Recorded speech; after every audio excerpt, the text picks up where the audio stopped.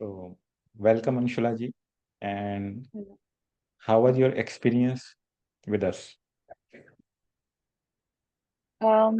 It was great.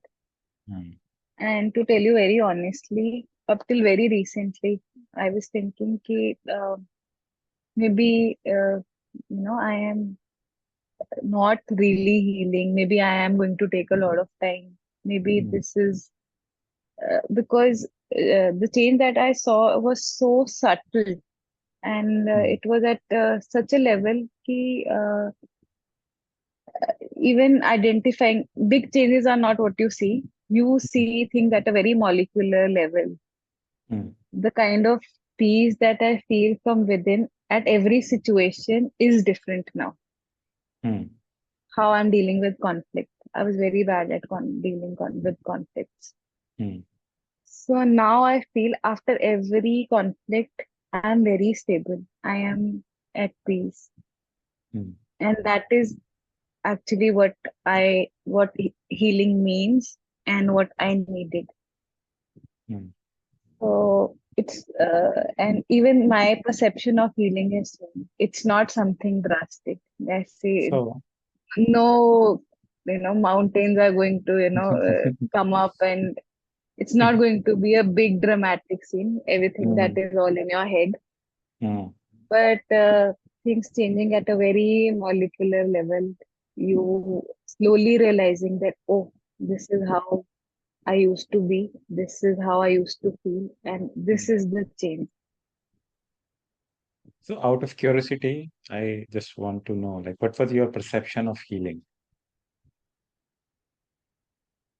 Uh, my perception of healing was again expecting that something drastic is going to happen, like things that are happening to me that make me feel vulnerable, that make me feel really sad or hurtful. They're not going to exist. Hmm. And now I know that in the existence of all those things, I am going to be at calm, at peace, and I am going to be in that stable place in spite of all the things that are happening.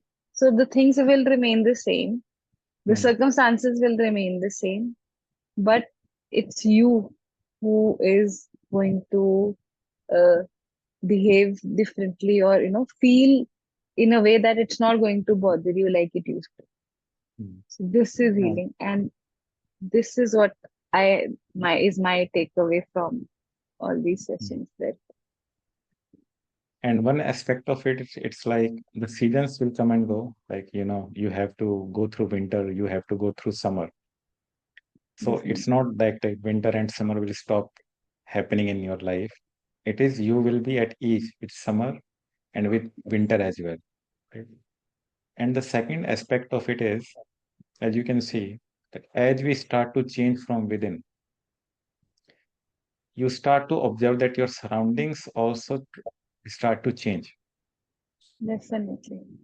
So Definitely. in that regard, can you share one or two experience like when you can clearly see that as the things are changing inside, outside are also changing? Uh, again, because I used to have a very hard time dealing with conflicts.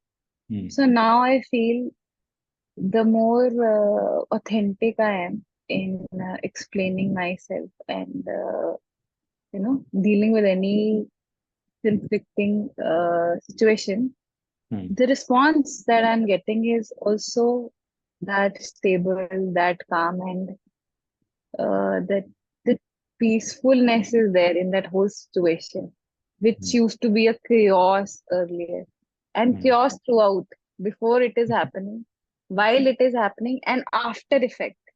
Hmm. And now, since I've eased into it, uh, Hmm. sorry, uh, I had some. Ah. Since I've eased into it, the way I am dealing, my brain is not alarming. Oh shit, the conflict has come. I am in that state of conflict. and I'm okay. This is what I'm going to communicate. Then I communicate, and I'm out of it in a very subtle way. I mean, very stable. I'm out of it. It's not bothering me anymore. The conflict states, after effect is not there. And that's what actual healing is all about. Like whatever happens in your life, you are at ease with yourself and you are Yes, at ease with the situations. You are able to communicate and express yourself clearly in any problem. And then definitely, you see how quickly and how easily you also come out of those problems, definitely.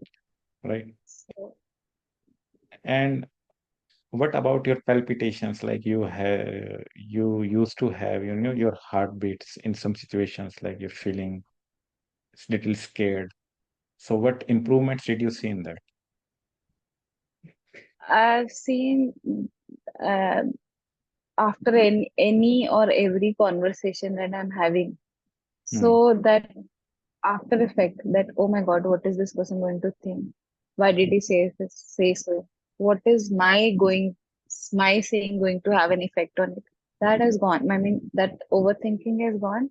And the after effect is I've communicated, I've given my peace of mind, Hmm. and now this part is over and it ends there. So the palpitations, the anxiety in terms of after any communication, being it in a conflict or any situation, that has stopped for me.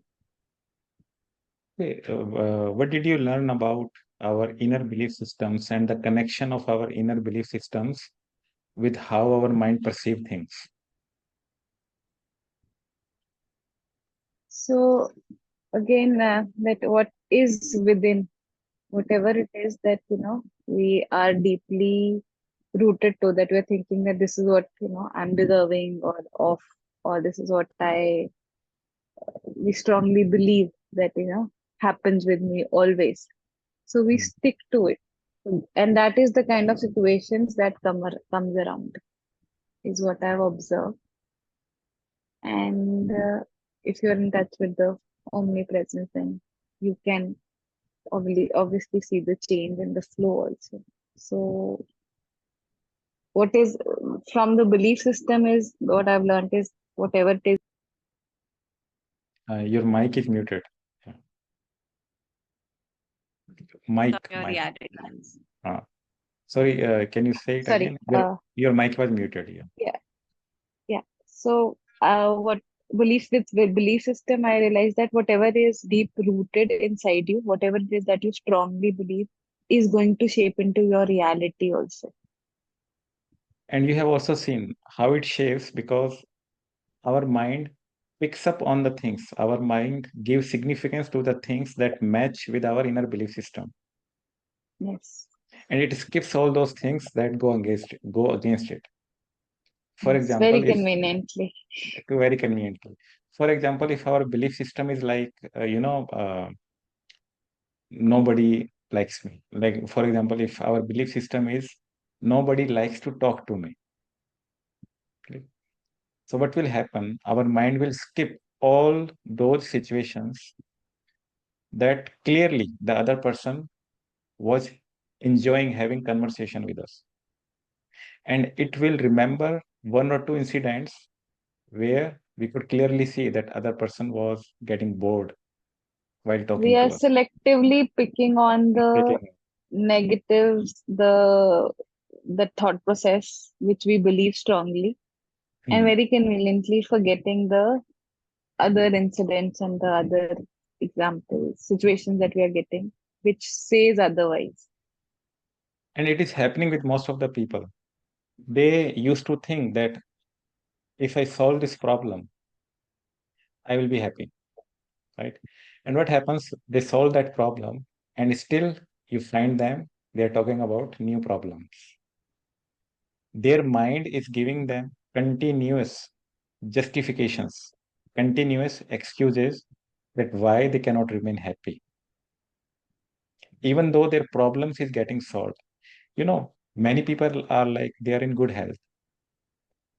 There is no pain in their body, right? And they are living a life that most of the people even can't imagine.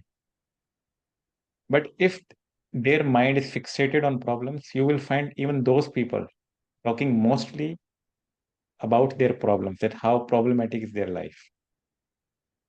Mhm. So what do you think? It is so. What is the conclusion of all of this? The source of our problem, is it mostly out there, or is it all inside us? Definitely in your head. I Hmm. mean, if one can know how to control their mind, I think all their problems, I mean, it's just a matter of your mindset. Hmm. And if you can uh, tune it, then I think nothing is going to make you depressed or, You know, unhappy. uh, it's a classic in a classic case of procrastination. So what happens? The victim or the individual who is procrastinating, how his or her mind plays with him is, for example, if it's a man, his mind will say, "Oh, it's too hot. It's June, July. I will skip my project. I will skip my plan, right? Let the weather be little smoother. Then I'll start working." And what happens? Let's say it's September or October. Then he will say, this is festival season. His mind will say, this is festival seasons, and I need to go there. I need to go to visit to new place with my family. I should give more time to my family. And then again, winter will come, and his mind will say, oh, it's too cold. Of course. let's let's wait for March and April. And then again in March and April there will be festival season. His mind will say. So the problem is not out there. Mostly, we are not saying that there's no problem outside. And mostly, like in this classic case of procrastinating, what is happening? His own mind is fixated. Is fixated. The inner belief system is that whatever I will do, it's futile. That is the inner belief system. So subconsciously, that man believes within him that whatever I'm going to do, it is a waste of effort. It's futile. It's not going to change my life. And what happens when he tries to do it? His own mind becomes his enemy, because that mind deep down believes that whatever this man is doing, it's not going to end up in something that is going to improve my life. So your mind will not. So his mind stops supporting him, right? So again, you can see that if we are fixated on problems, even if I'm fixated on problem, I can find at least 1,000 problems just sitting here in this room. There is problem with this bed, there is problem with this wallpaper, there is problem with this light, this is not right, there problem with this floor, these curtains are not right, this painting is messed up, I need to change it, it will not work. So, but if our mind is fixed on solutions, so what do you think what will happen if our mind is fixed on solutions? What will happen? Uh, Again, that negative mindset is not going to be there. Like, if you are okay, like, if you face an issue, this is the issue. Now, what do I need to do? So, you're, not fixating on the negativity of it. You are fixing on, okay, how do I solve this? So, that negative mindset also comes down. You Hmm. are more, and then when once you start working on it, then you start getting the sense of accomplishment also. Okay, Hmm. that I'm working, I'm doing something, I'm working towards it. So again, that positivity comes in if you're not Lastly, fixated. lastly, I would to ask a question to you. What is the right approach? The first approach is we are working in a direction uh, to we are trying that no problem may exist in our life. That is the first approach. And the second approach is we are working in a direction that whatever may come, we will easily face it, will come and will come out of it. So what do you think is more efficient and more effective approach? The most realistic approach is that again, uh, there are circumstances which are not going to be under your control. So yes, whenever whatever it is that comes, if you're able to deal with it in a way where you are not, Threatened you're by it. not, Hmm. yeah, and that is the only way out actually, because there is no person on this earth who's not going to have issues or Yes. yes. So And that is the it's only way. like you are in a flight and you're expecting that uh, there should be the plane should fly 100% absolutely smoothly throughout all the flight. Okay, and that's not genuine expectations, because sometimes what happens, it goes through clouds and it starts shaking, a little bit, and sometimes wind Yes, comes. The main thing is the belief. Yeah, I have trust on this pilot, I have trust on these airlines. I'm they're going to they're land safely. Yes, that's the main thing. I'm going to land safety and I will reach my destination. Same thing with car. The one approach is uh, I will drive my car until all roads become smooth and clean. So maybe you have to wait for 100 years or maybe 200 years. The second approach is the shockers. Then my car, the shockers of my car are so strong that even if it's a bumpy road, I will not feel the hit.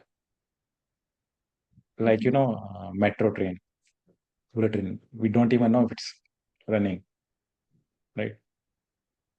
So yes, so the right approach is to have that mindset, to develop that mindset, and to have that inner belief system that whatever happens in my life, I will be able to deal with it, and I will come out as more better version of myself. Right? Thank you, Anshula ji. Thank you for your feedback. It was nice talking to you, Thank you. and certainly we will continue our journey in future. Thank you. Thank you.